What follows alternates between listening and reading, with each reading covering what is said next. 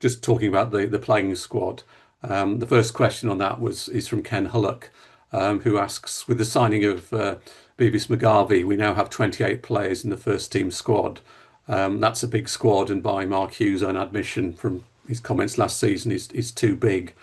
With the number of the squad on long contracts, how concerned are you about the difficulties that can arise of managing too many players and the consequences for the wage bill?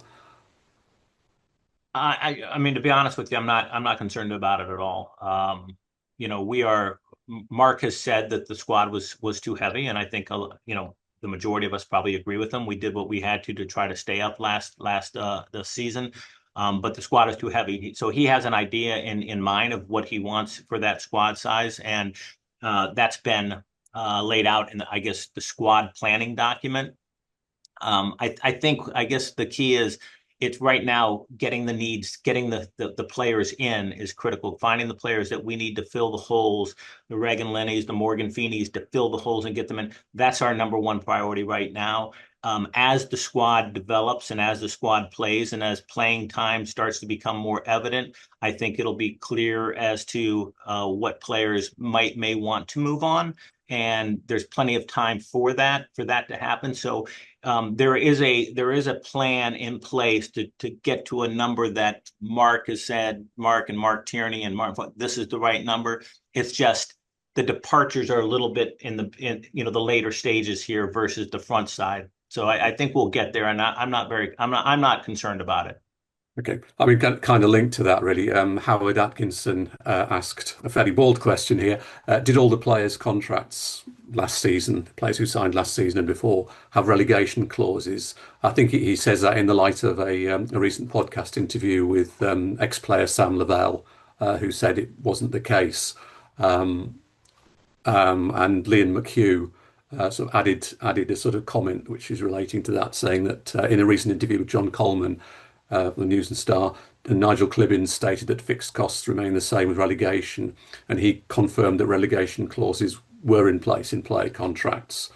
So really the question is, were there contracts in place to insulate the club from the financial impact of relegation that would trigger salary reductions or? Yeah, I mean, I would say in every contract negotiation we do, there's the promotion and the relegation clauses are included. If for any reason in the January window, if there was any like maybe a specific contract where that could have been a stumbling block, there were other parameters put into the contract to protect the club and things of that nature. But from a management standpoint, every contract that has been reviewed for if we go up, if we go down, to make sure that the club is financially, like I said, stability of the club, financial stability of the club is absolutely critical. So there may have been one, but like I said, other parameters would have been put in the contract to to do adjustments and take care of that. But that's not an area where when I look at that, I'm not concerned about that at all as well. The relegation clauses are in there. The club is sufficiently protected. Um, when I say sufficiently protected, yeah, sufficiently protected, but going from the League Two to National League has other financial ramifications as well that we're addressing at the same time. But the contracts is not an issue at all. Not an issue. So really, Sam Lavelle's comments weren't correct, is the Yeah, I short? mean, Yeah. I don't know I don't know what conversations are going on in the dressing room and what Yeah. a word here or a word there, and suddenly it blows up that maybe, hey, everybody has this or that. Every contract is with that player. Every contract is specific for them. The club is fully aware of the ramifications of not having a promotion clause or a relegation clause in there. So in every contract, it is addressed as a critical piece of that contract. It's always pushed to have that in there. But if for any reason there was one or two that there was something that maybe may have prevented it, we put other necessary clauses in the contract to protect the club, and I'm fully confident that we have no issues in that area. No issues.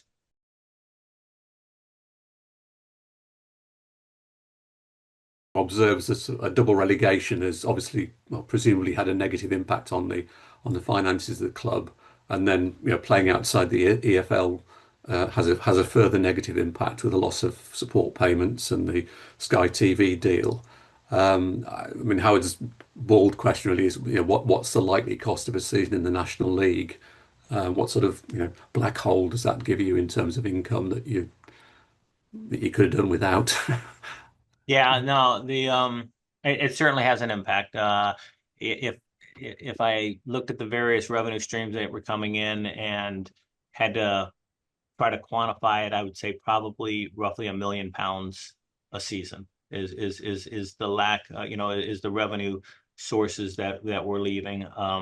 We are focusing on, I think Nigel mentioned, and it was in the review, we have consultants in place on the commercial side. GSW is in there working, and that is definitely proving fruitful in terms of additional sponsorships, additional match day hospitality, and things like that. Certainly not going to bridge that gap. It's not going to bridge that kind of a gap, but it's to me, it's important for the long-term sustainability and of the club.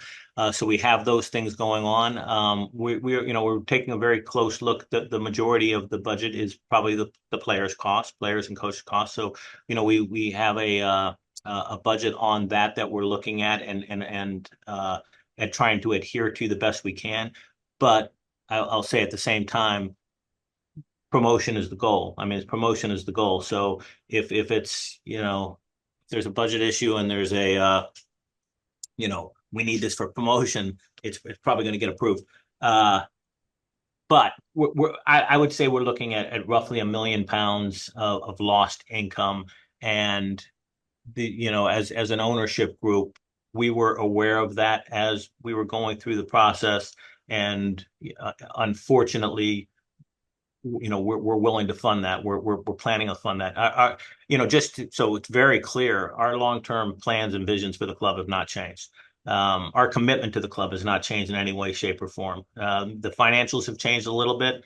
Most of that will probably be on our shoulders, and I accept that. But answer your question, short, probably £1 million of lost funding. Owner equity will, yeah, anything that we can't look through efficiencies or through additional sponsorships, hospitalities, and things of that nature, which we have programs going on, will be funded by the club, but be funded by the ownership group moving forward. Yeah, I mean, so this is my question I've just made up now, but presumably, if we have a successful season and we're getting 10,000, 12,000 gates, that'll start making a bit of a dent into that £1 million gap, won't it? If you've Oh, modeled, yeah, yeah. I mean, John, most definitely. It was absolutely, we felt it at the Salford match to have 8,200 in the stands when we were already relegated. I mean, that was a statement from the supporters, and it was heard. It was certainly heard, because they didn't have to be there. We were already relegated, and they didn't have to be there, but they showed up and they supported the club. And if anything, that made our commitment just so much stronger. My goal is, or our goal is, we want to really move to League Two, League One, and vie for the championship. We need stronger gates, but before we get there, we've got to get a winning product on the field.